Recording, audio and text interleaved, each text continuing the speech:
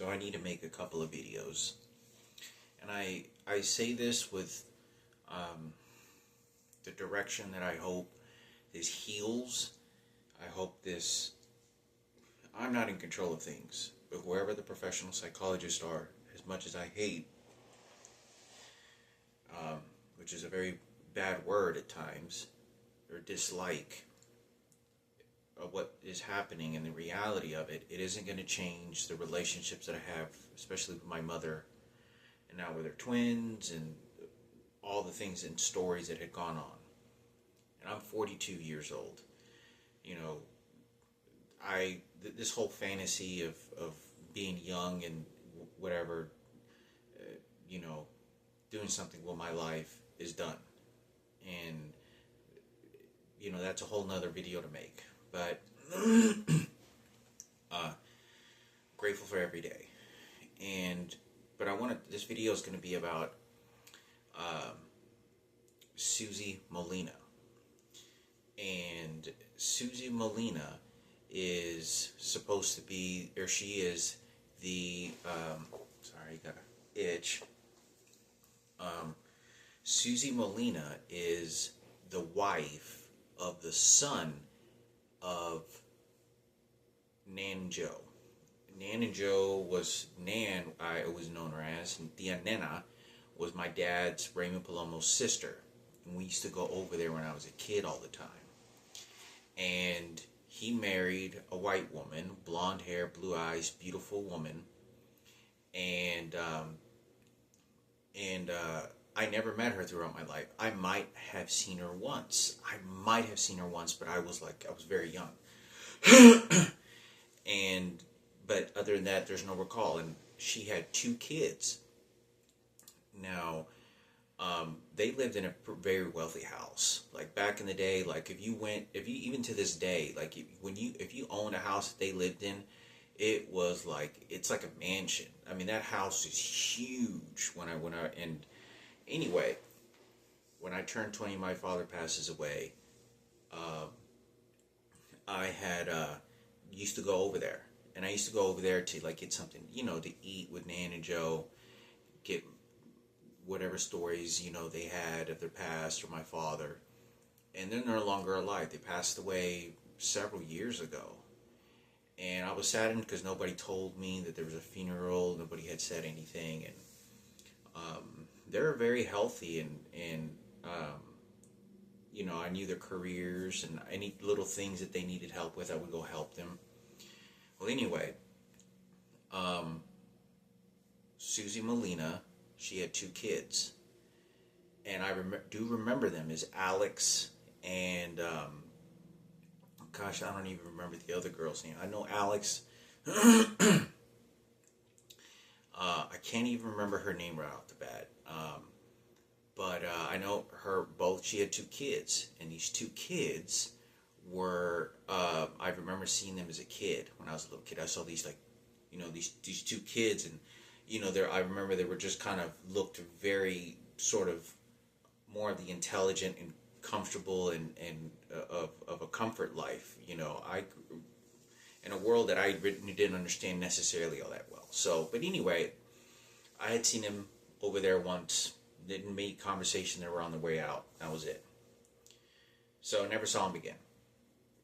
Never saw Susie Molina. I've seen Susie Molina's husband, I think, a couple times, and then that was it.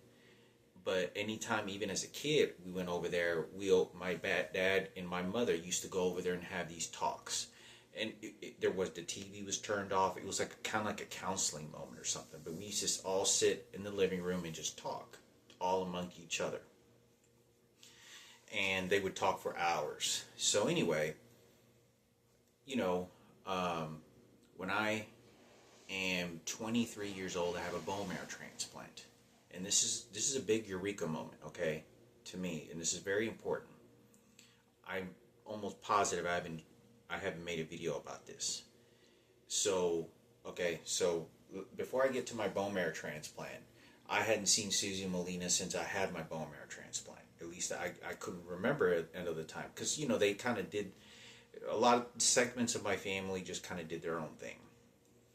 when I'm 18 years old, before I get to my transplant story, I'm 18 years old. Robert Girardi is in Edward Rangel are killed in a car wreck, and it's like the day. It's like on Christmas Day or the day after Christmas. See, I think it was Christmas Day because it was, yeah, it was like at right after midnight. So I think it was the 24th or it was on the 25th, but it was like within.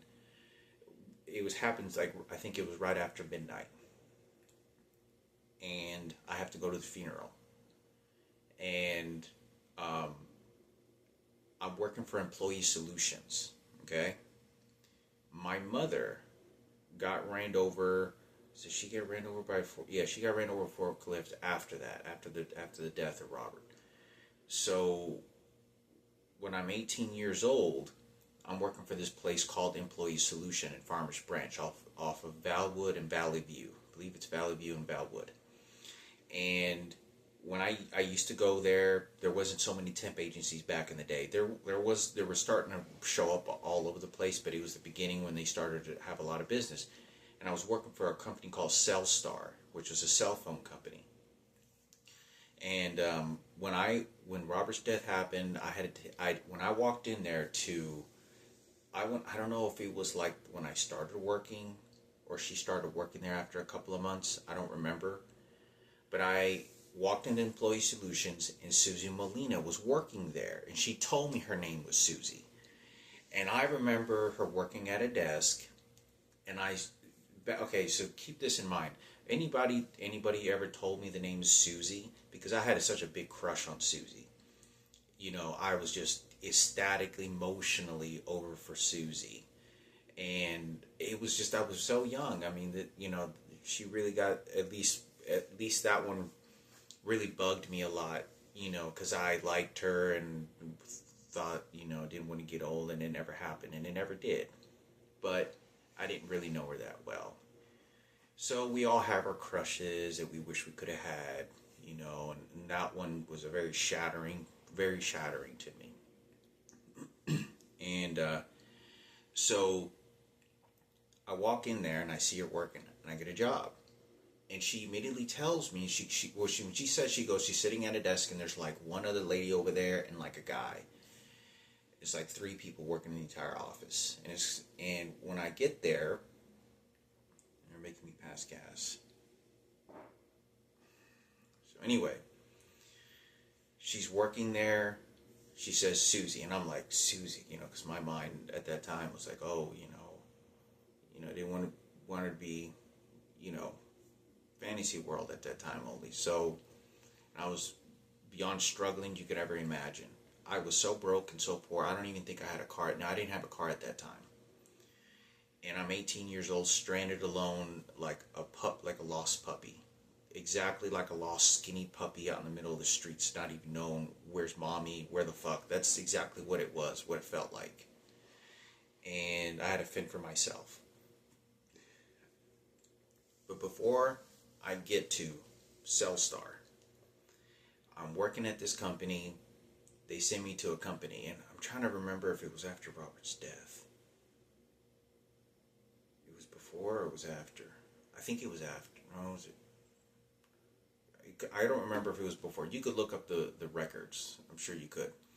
So I go to this company that Susie Molina sends me to. And it was a place of computer monitors. They have these big monitors, and they were recycling them, and it was indoor. And they had these tables that were set up in this warehouse that people were doing soldering. So they got all these soldering, and there were soldering chips and whatnot, and all kinds of gadgets and shit. And I went to the company, and I met with Susie Molina. We walked into the warehouse, and I remember her because when I first walked in there, she mentioned something to me. She goes, "Yeah, you're Susanna's son, right?" He goes, "Yeah, I'm Nan and Joe's son's wife, Susie." And he goes, "Yeah," and so I never met her, and I couldn't remember really her at all. And I was like, "Oh," so it must have been like a family distance thing, but she knew who I was, and I was like, "Oh man, maybe she can give me a job. Maybe it'll help a little bit for me to find work."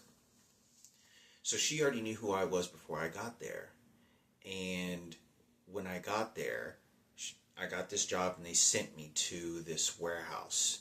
And when I walked there, I'm walking with her, and she starts to tell me, she goes, "Yeah, I got two kids." And she goes, "Yeah, I got two kids." And she said, and she's kind of going through this sort of paperwork, and we're walking together. And she has to, like all the temp agencies have, some agencies I guess have to do this. And she's talking to me, and I'm just hoping to be able to find a job. But the way that everything kind of went, you could tell that I was the lost puppy. I mean, I'm sure she picked up on that right away. And didn't take very much. Met me with you at the front doors, walked with her like a tour, and then that was it. Um, and I couldn't remember if that was before or after, because I totally worked there for about 10 months. I worked at two companies. One was Cellstar, and the other one, I don't remember what the name of the company was. So it was like a recycling company. But I want to say this.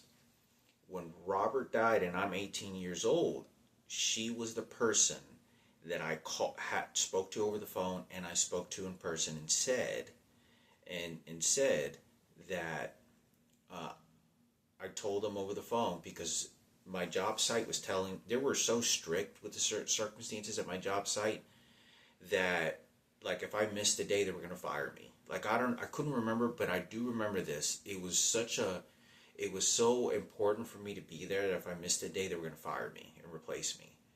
And at that time, I just didn't care about anything anymore. You don't understand.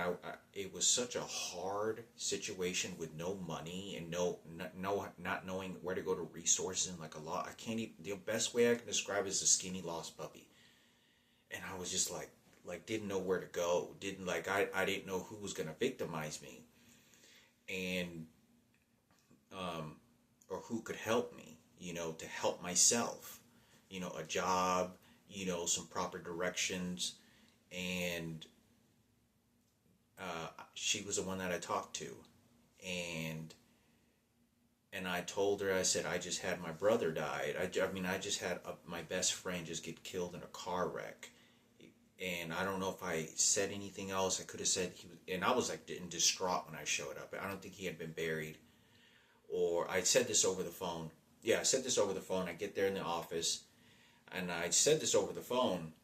Um, yeah, I told her over the phone that he was killed in a car wreck. I'm going to have to go to a funeral. My best friend was killed in a car wreck. And I told her, and whoever it was, because I didn't even know at that point anything. And I said, if they want to fire me from the company I'm working for, or y'all have to disconnect from me, then that's fine. I'm going to this funeral.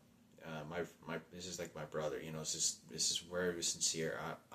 My best friend just got killed, and I go to the funeral, get back to work, to the office, and she tells me, and I said, yeah, my best friend was killed in a car wreck.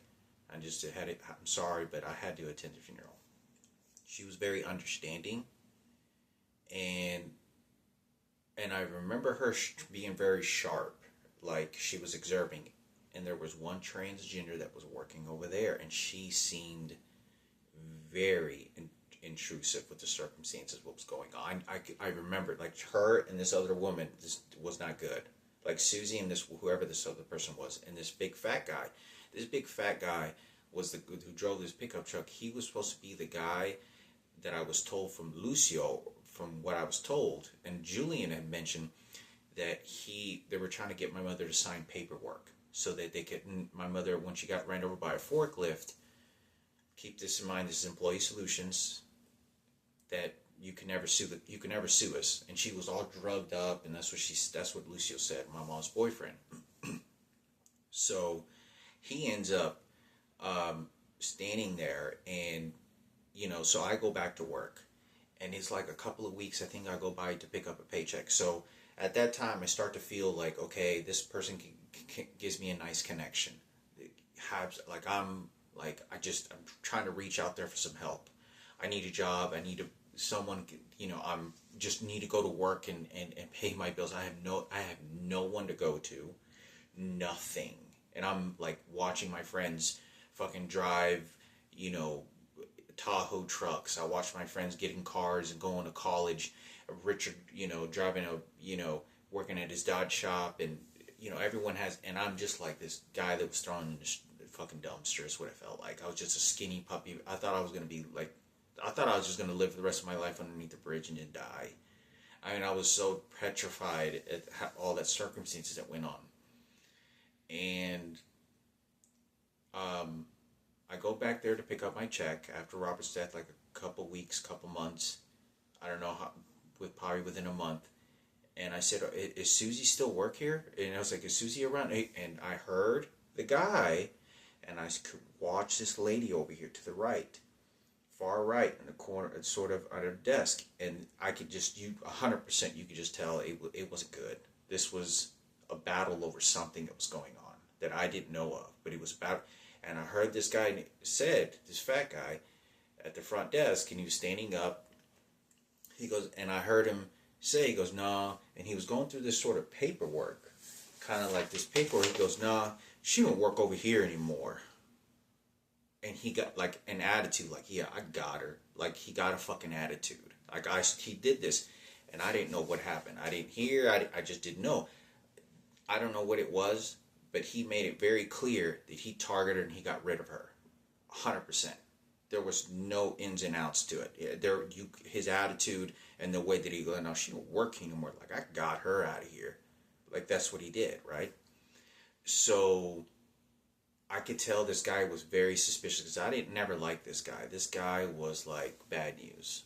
And you know, when you target an 18-year-old kid, at that time I weighed 135 pounds. I was fucking toothpick, and I looked really pale. I was dressed poor, mismatching shoes with my fucking sleeve pants and a dress shirt. I mean, I was just like just digging clothes out of a. I didn't dig clothes, but it was like clothes that you could like find in a clothing recycle bin and shit, and not even mismatched, just to go to work. And I get there, and I didn't say anything. I was like, and I just knew, it's like they got rid of her.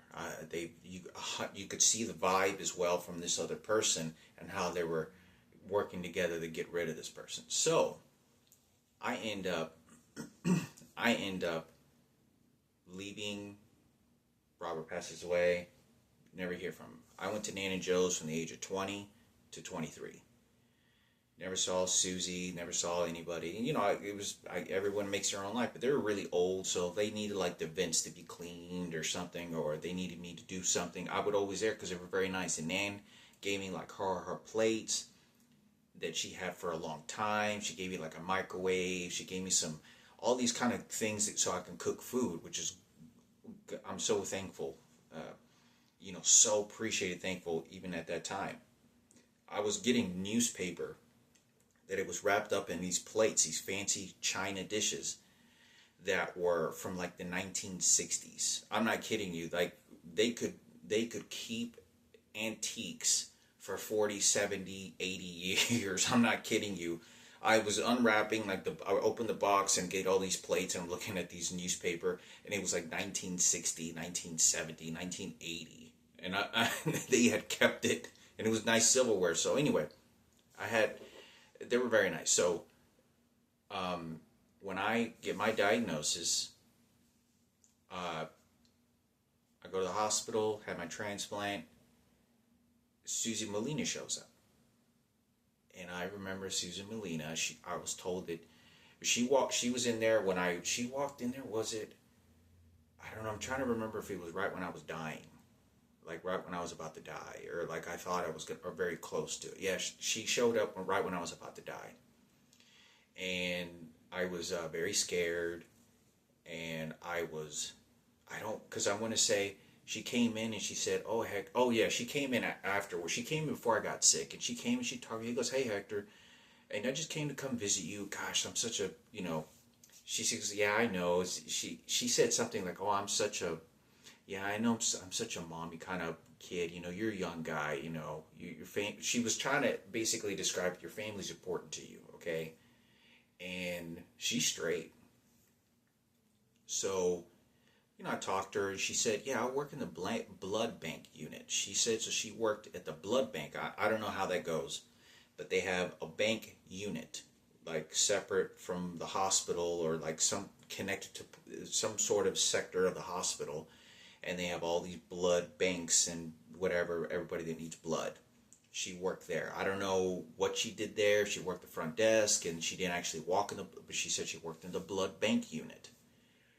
And she goes, I'll come and visit you every once in a while. I just wanted to see if you were okay, and you know, you're going to pull through. And I was 23, and for someone like her to show up, I was like so thankful for God, man. I was like, for someone who I don't even know, and a white woman would, like this, it was very nice. I found it like, and because I'm thinking education, I'm thinking she has kids, and she said, I have two kids, and I have, I'm Susie Molina's son's wife. So I talked to her for a little while. She showed up to my bed, and then like a couple of days later, it was like 3 or 4 days later, I think, she showed up again. And this is whenever, at this point, the chemotherapy had dwindled me down, and I thought I was going to die. I was so much in pain and so sick. I hadn't eaten any food for like 5 days. I could not even look at food. I mean, it was crazy. It was so wild. I could physically not even look.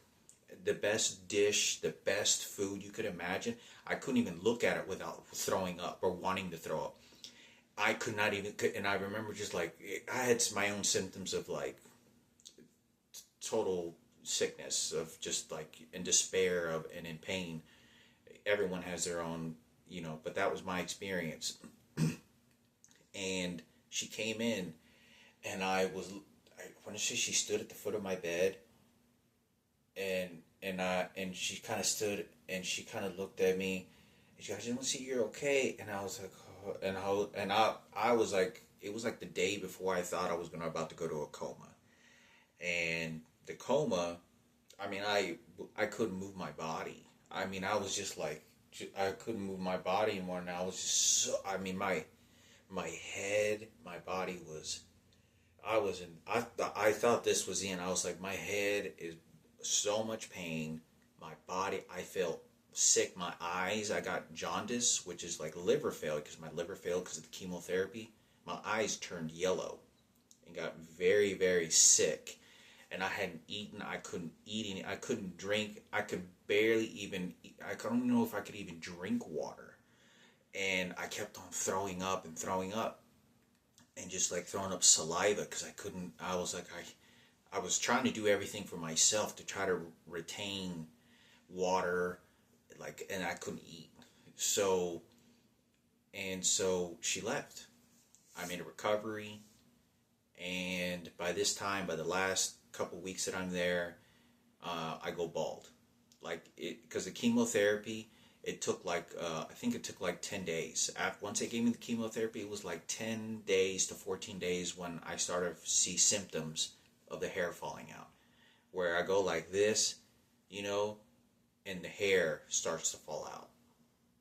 And it was just, it all fell out, and it started all, until I lost everything. I had thin eyebrows and a little thin mustache. And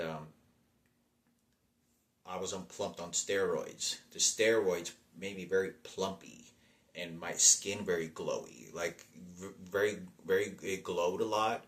And I was like, all of a sudden, really sort of this chubby, roundish, very smooth looking skin, like a cancer patient.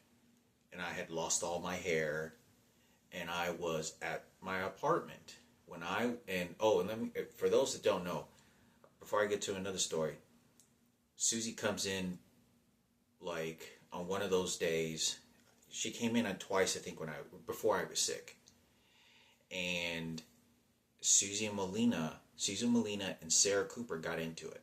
I don't know, like, you don't understand. I don't know any drama stories. I just know that I'm being victimized. I'm being brutally, whatever it is that's going on with these circumstances, they don't want anybody to know. They're fucking running their own hacks of shit. Let me control your mother. I don't know anything. I just think my mother's like living with her boyfriend, with Lucio. That's all I think, and she just doesn't want me to talk to her.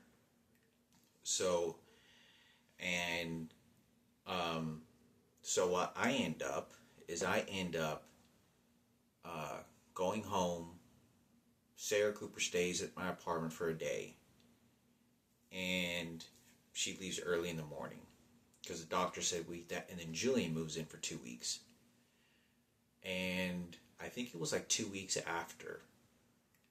2 weeks after, and she had told Susie Molina was so kind. This is I barely know this woman, and this woman made chicken casserole, and she made a bunch of it. It was beautiful. It was looking, but I couldn't eat any of it. I had actually throw it away because I couldn't eat any of it. I was sick. I was like, God, it looked prepared all nice and beautiful, but I couldn't eat it. I couldn't eat the food because I was so sick at that time. I just couldn't put. And she made casserole, and it was like a rice and. But anyway, I don't remember if she brought it to me or someone else brought it to me. I can't remember how, but what happened is she calls me. Julian moves out, and it's like a week after. Was it Julian? I think Julian. It was right after Julian left, and she invites me. She says, "Hey Hector, I'm at work right now, but I'm gonna go take a lunch break, extra hour off. Why don't we go get something to eat? Let's go eat at a restaurant." So I went to the place.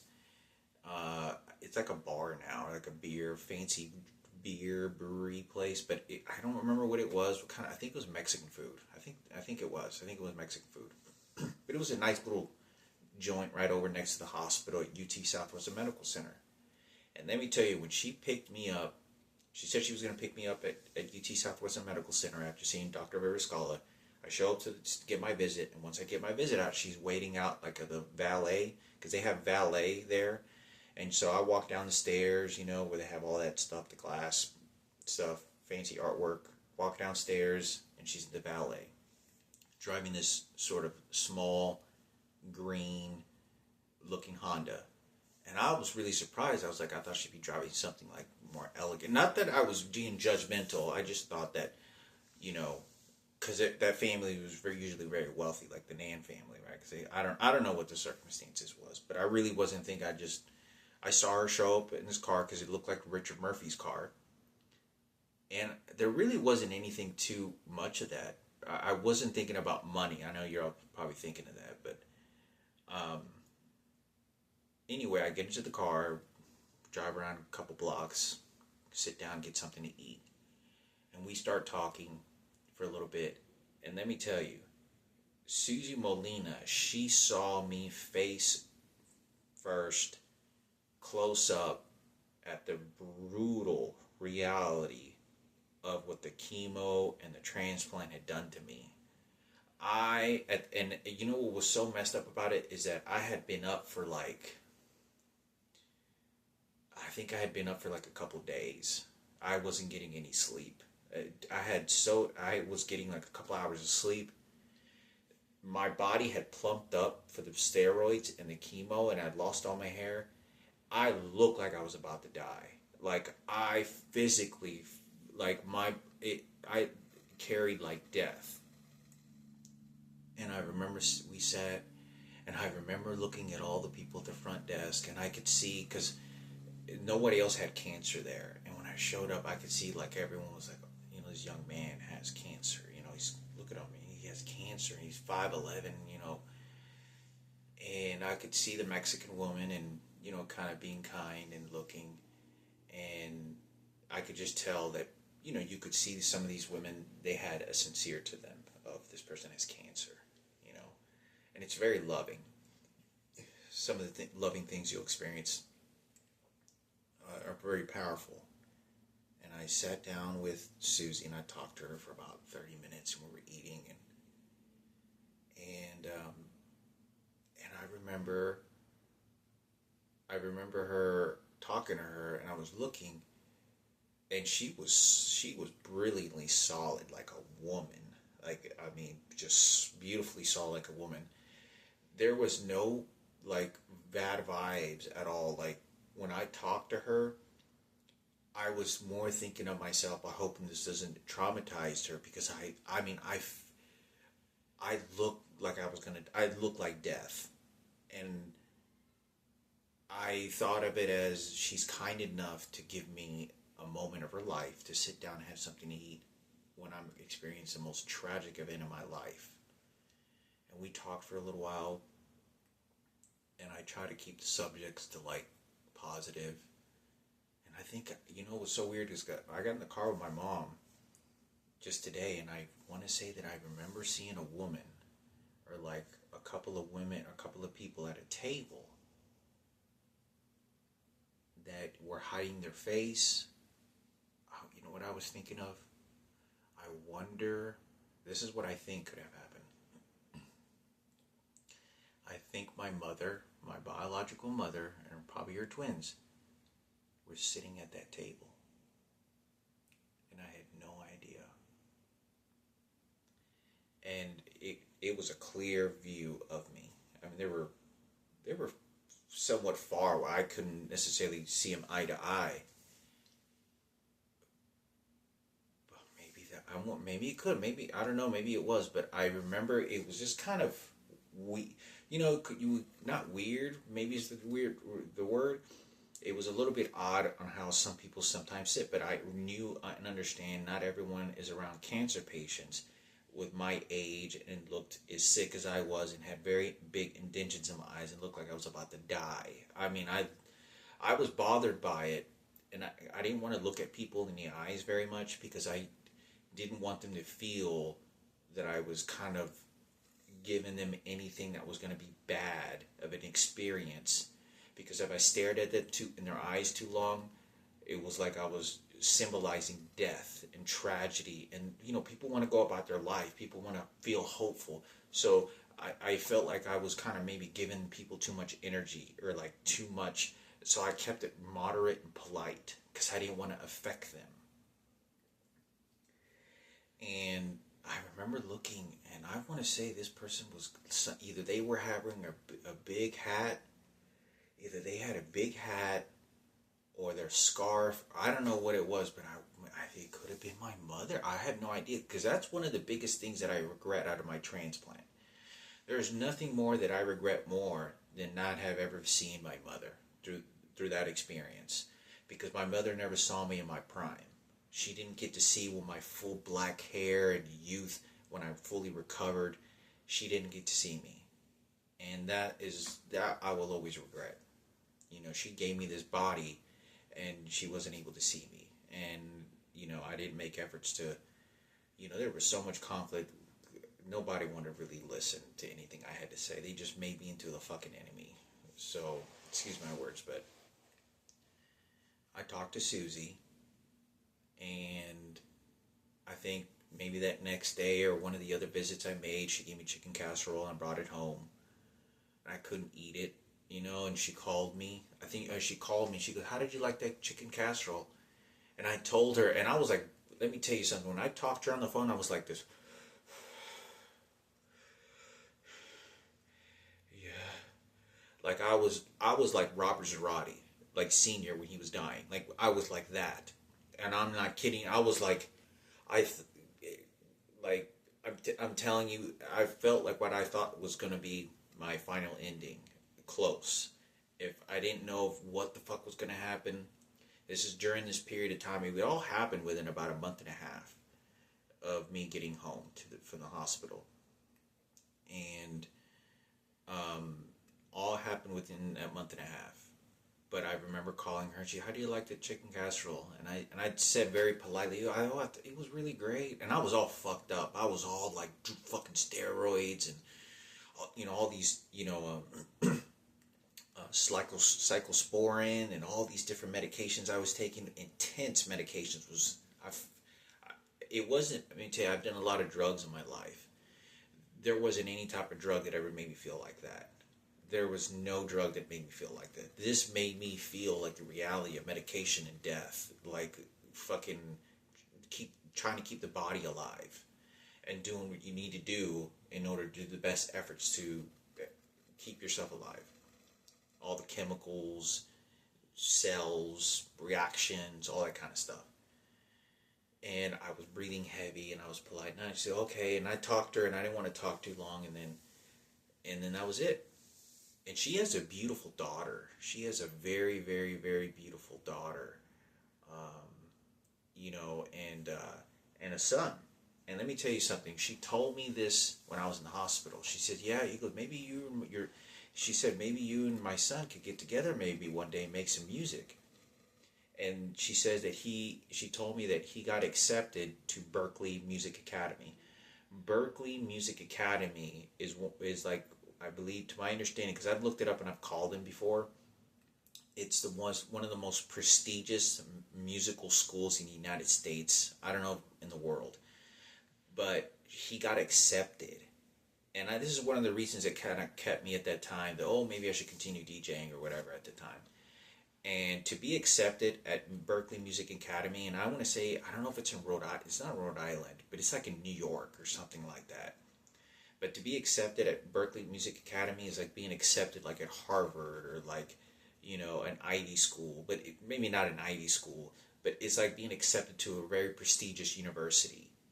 They all, it doesn't matter how, not only do you have to have extremely high academics and very good grades and very smart, they make you take all these tests to even go there. They only select certain people. So you may have all the grades, you may have everything they're looking for and academically, but if they don't want you there, they won't accept you. It's like a certain type of, I guess, whatever person, I guess they class a person, but you have to get lucky enough to get accepted, and he did. So he was going, I don't know if he graduated, I don't ever think he did, but he was a musical guy. He had a huge background in music and production, which I was trying to look into, because I was always trying to look into production at this time to evolve. I was doing a lot of DJing, then I did a bunch of scratching and other stuff, like evolve to more other music stuff. And so I hadn't really messed around production. I was like, this guy is the perfect tool. This guy's perfect. He's a perfect guy. He would know exactly the different electronics and machines. And he played, and he had his own type of music. Like, he had his own stuff. He had his own type of music. Anyway, never associated with him again or the family. It wasn't out of hate. I just kind of went back to work and that was it. But yeah, she told me that when I was in the hospital. And after the time she said she had chicken casserole, I never heard from her again. I may have called her once, or she had called me, and that was it. But I know exactly, when you talk to a real woman, and a woman knows that you're young, you're a young man, you're single, you're great looking, you get some beautiful babies. There's just something you just eternally know as a man. You eternally know as a genetic specimen, both of you, that it's like a family being created. The beauty of naturally having a baby. Like, she's looking at me because she wants my specimen to create a baby that looks exactly like her and like me. That's not a transgender to experience, even understand that. But and I remember that vibe very well. I never got to thank her enough. It's something that, for how loving and how kind she was, and the way that she was beautiful. It was very beautiful, and I remember seeing her blue eyes and her blonde hair, and I thought one day, it was like, well, I'm gonna marry hopefully someone like you one day. Blue eye, blonde girl, and so she was already involved with, like, obviously her husband is like half Mexican, right? And she was always very nice, and she said, "Okay, Hector, you take care now, okay?" And but I remember the way that she was sitting at the table. It was almost like she was kind of making sure somebody else was getting a clear view of me. And I want to say there was like three of them. There was like two or three, there wasn't any more than four. There really wasn't too many people around. They just showed up all of a sudden right after I sat down. And I wonder if that was my mom. I wonder if that could have been my mother. If it wasn't my mother, maybe it was her twins. But I remember that. And I remember that very well. And I was like, I'm in total shock right now. But anyway, hopefully this helps. I don't know, maybe it wasn't her. But I say this because Alex Molina and her daughter, um, you know, um, like her daughter, she told me like her daughter moved to Australia, and she was like, she graduated from the university, because that family, they're very educated, like their academics, like schools, absolutely, like you know how like the whole picture of kids that have the comfort of life and they go to university and they sort of do the whole school, but they party and they want to have a good time, character, but they're going to get their degree finished. Well, her daughter, Susie's daughter, graduated and she moved to Australia and married an Australian guy. And she worked in, I don't know what field of work. I don't even remember what field of work she worked in. Um, but I was gonna try to look. I was gonna try to look up her name, but I don't know if I'll be able to find it. Um,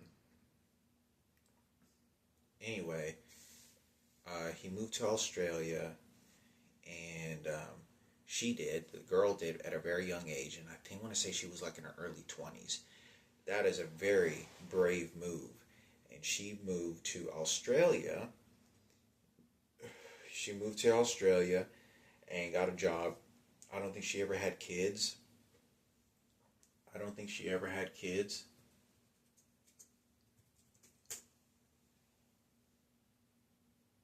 Yeah, I'm looking at her right now. It's Susie Molina. And as a matter of fact, the picture that she has on her Facebook is the same picture and stance that she looked like she was having whenever we went to dinner. I mean, it looks just like her. I mean, just at the same stance of her. And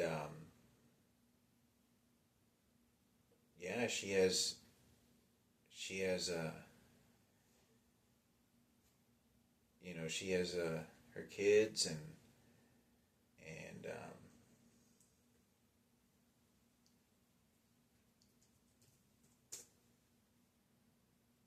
I think her name's Katie. Is it Katie? Yeah, there's John Molina, and I want to say it's Kate Molina or Katie Molina. Anyway, so what happened was, uh, yeah, and her son, I don't know, was living in state, so I never connected with them, and don't know whatever happened to their life or whatever happened, and that was it. That was pretty much the last of it, and yeah, that was pretty much it. So what happened with with the circumstances is, I thought it was important for anybody. I don't know. Maybe that was my mother. I don't know. My mother. I don't know. Because I couldn't. I never really couldn't. I decided not to pay too much attention because I didn't want to sort of scare people. Because I looked so sick. I was so plumped. I looked like I was on the verge of dying of this, like a disease that was consuming me. And she ended up going about her business and never saw her again. Went about my business, but I was very thankful and very appreciative of that when that happened. So um, it was a very tough voyage during that whole situation, because like my heart ended up like, I felt like I was getting stabbed with a knife or like an ice pick, and what they told me what was a heart attack, or close to having a heart attack. I was like 23, and Julian started to hear me scream. I said, I think you have to call the ambulance. I think I'm having a heart attack. And I was like, oh, it was horrific. Um,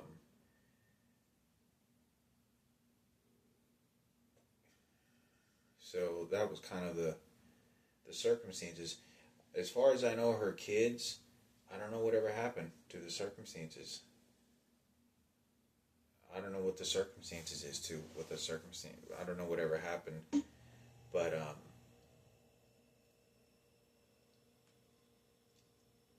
that was a story. So I thought I would be helpful to whoever it is. Probably her kids want to know that I remember her. I remember they didn't like her in the office. They didn't like her. Someone had said something.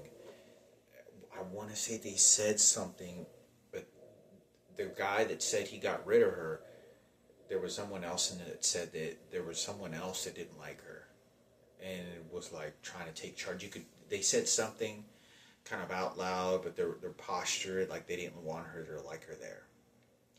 And she seemed very nice and professional to me. But that was it. That was the last of the story. So I thought I would say something. I thought it was important for me to say this because whoever it is that can help, however y'all want to help it. Maybe that was my mother. Maybe that was. I don't even know. Um, there's a number of stories right after my transplant that I could go into and were really bad, where they were out to get me, and they knew that there were groups of people that were trying to take it in. It's all too late. All of it is too late. It's all too late. And let me tell you something. There's nothing that can be done about it anymore. Whatever it is that they stole and take and did, and some people that just aged and fed it to their kids and did this to my mother, the President of the United States and the psychologists know better. You don't understand how many people were truly against me and how they groomed me and marinated me. I can never explain that enough. That was almost 20 years ago. That life will never, for all eternity, and for me, it's all about, healing, reconnecting, if that is possible, and whatever it is that these psychologists and people that are in charge now, how they want things to go, because it's never did for me. So I wish the best for them. I know John Molina passed away several years ago, and I was told of this several years ago, which is one of the wildest of things because that family lives very old. Nan and Joe, I think Nan and Joe Molina, they were like, and Joe Molina, he was like, I think like 90 years old when he passed away. I'm not kidding you, like 92, 90, he was like 90 years old, which is like wild, I mean old. And Nan, which is my dad's sister, who's a transgender, and I didn't know, to my understanding, she was like 85. So my dad's family, the Palomo family, and that genetics, they lived for a really long time. They were really old, and they were still functioning. And Joe, they lived in a very expensive house. I'm telling you, like when you walked into their house, it was a beautiful house. Out of all the houses that I had ever been into, I've been into some very nice homes. Like even when I was like, 14, 15 years old working with my uncle. But up until then, I had never been into a beautiful home like that. Like their home, very homey, beautiful wood. They had 2 massive living rooms. The kitchen, I love the way the kitchen was built. They had their rooms, the carpet, everything looked very home-like. It was a very cozy house. Like you walked in there, it wasn't like pillows or everything, but it was very cozy, and it was like, it felt like a home when you walked in there. It didn't feel like just a really nice house with fancy shit and cozy stuff. No, it felt like very much like a home. And that was pretty much the situation. And and I stopped visiting them. Robert Palomo, that owned the weddings. I used to go over there because he told me, since he let me lend me the money, he goes, look, since I pay you some money for help with your house, just go over to Dan and Joe's whenever they need something. They need you to do some vacuuming, clean the garage, stuff that you just go out there and help them. Because Robert Palomo, he used to live and go over to Nan's and Joe's all the time, and a bunch of the other kids, and they used to have a home, and it was like a second home to them. It was very much like a second house, so it was very dear to them. So I did as he told me to do. I'd go out there and clean the vents or whatever it was, put some minor fixations or whatever it was. And I just to go out there and visit, I'd go out there and Nan would cook, and, she made some of the best hot sauce. But that was a story, so, I I wasn't, sadly, nobody told me about their passings. So, anyway, I thought that would make a video on this, you know. But I was very, very grateful for Susie Molina. I remember thinking of that to myself. You know, there's very few, as I get older, I am not able to remember very much of it anymore. And it fizzles away. Um, the emotion, the dream, the ambitions, because I'm old now. That yeah, I got a lot of gray hair. I feel old. I wasn't able to. They didn't allow me to. There's a whole incarceration story that nobody wanted to believe in what they did to me. Not my family, but the groups of people that did this to me.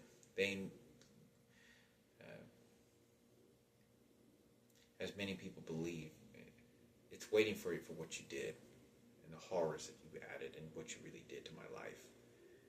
I couldn't even go lift weights if I wanted to. I couldn't go play sports or martial arts. I was cornered very much, even to this day, to this very day. Don't understand how much athletics I used to do. I played soccer for 7 years as a kid. You know, I was in high school soccer. I was in basketball also. I was a BMX rider, a cardiovascular guy. I mean, very good at sports and lifted weights intensely in my 20s, and they cut me off from all that shit. So that was the story. So very kind, very nice, but I'm thinking, I wonder if that was my mother, because I want to say they were trying to cover their face, and I thought for a moment, I want to say it was, because when I was watching their body language, it looked like body language of my mother. 100%. Like, if my mother had seen me when I was sick, my mother would have cried. I would have broken my mother's heart. I don't know, had my mother just shown up, I think, because I don't even remember what the conversation was like with Susie. Because Susie Molina kind of moved out of the way, like so that my mother could see me, or whoever it was. The way she was kind of standing, like sitting, and I know that I would have broken my mother's, shattered my mother's heart if she had seen me, knew that she saw me. Because, like I said, as much as she wanted my brother Frankie as well, the pain that would have put. I could go on into adding so much flowers and poetry and elaborate as much as I can, but I can't, because the President of the United States is ordering for me to shut the fuck up and make up whatever story he wants, strictly affecting that very moment and whatever moments he wants. He knows what he did. He knows what he's ordering with the electronic devices. He's ordering the parasites. He knows what he's doing. It's very hard, because I don't believe all mothers are connected to their children. I don't believe fathers are all connected to their children. I don't believe like that when it's your own flesh and blood, even when you were raised by a parent you were around for 20 years, that you're really necessarily connected to them very well. You cry and you miss, but it's very difficult, because when you go through that type of struggle that my mother went through, that's all you have in life. And you truly boil down to all that is. And I don't know if I could forgive myself. I mean, it would be very difficult for me if I find out that was my mother. If she saw me sick like that. Because I never, to my understanding, if my mother did ever see me sick, it was on that camera, or if there was a camera inside the room. Other than that, my mother never would have saw me. But maybe that was something else that was going on. I don't know. I don't think I'd be able to forgive myself if I found out that was my mother. Like, I broke my mother's heart so bad that I had done something like that. But Susie asked me, goes, well, what about your mother? And I want to say, I think I said, there's probably cameras if there was there recording. And I think I said something like, oh, she's just living with her boyfriend now. And I said, she's just living with her boyfriend, and she's just kind of doing her own life now. And I think that's exactly what I said. I want to say it. This is exactly what I said. As I said, she's just with her boyfriend and she's just kind of living her own life now. That's all. And if you couldn't get more of what I thought you knew the truth was, what I thought was happening, that was a. And I'm telling you, I was like dying when I said this. I had trouble keeping my head up, and I had trouble not looking into people's eyes too much, not because my eyes completely dilated, and my eyes were sinking in. My face was plump. I was a cancer patient, bloated, fucking very bloated. But that was the story. So hopefully this is gonna resonate. You figure out what you want to take, figure out what you want to make into.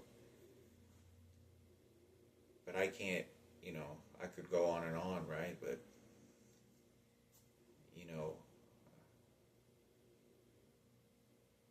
it's they're gonna get it. Given my mother's education and the people involved, you have extremely unconcerned people.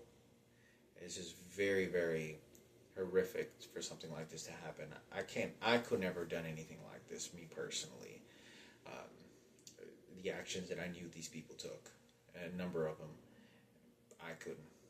I could never done really anything like that.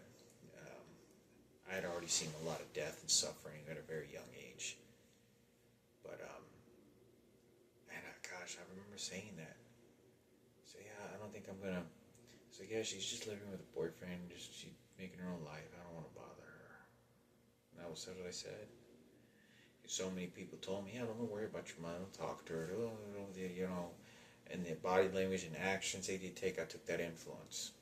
But, well, that's the story, so hopefully this heals. You do what you want with it now. And whatever it is they're going to make up, because the worst of the worst people are controlling and doing this to my mother. And lying and making up a lot of shit. And they're poisoning. My mother would have not have wanted a lot of these people. And I'm not talking about Susie Molina was beautiful. There's a lot of people did not care. There's numbers of them. I'm not the one that's going to be pointing the fingers, but I just know it's against my mother. They got her pinned down. It's very sad, because I want to say I kept looking a few times, and it was just like, that's my son. He's dying in front of me. I already had one kid die. She saw Robert Zarate in a casket when my mother walked by. But nobody cares. Nobody cares. All the wrong people are involved. They don't care. All the wrong people are involved. I'm telling you, like, the president is ordering psychology. He just orders this makeup story and this whatever, doesn't give a flying nothing. No. You're going to have to leave this, in my opinion, to Jesus. You're going to have to leave this to Jesus, God. It's never going to get fixed. That's the only way that's ever going to heal, get fixed, and find an understanding. Because there are people, they steal and harm and do that for a reason. And they don't want to lay down the law and the hammer, but they did it to me. And they did it to the wrong people and wrong. There are some really bad people out there that are very selfish and greedy. And they really deserve a lot of the pain and suffering and that shouldn't have gone to me. And there's just too many bad people involved. So I hope this heals whatever future way it is, and the best way is for God, because I say this for myself, because there's not too much. At 42 years old, if you don't think you won already, and whatever more you can shit out of, is exactly what's still going to continue to happen. So, and what never did.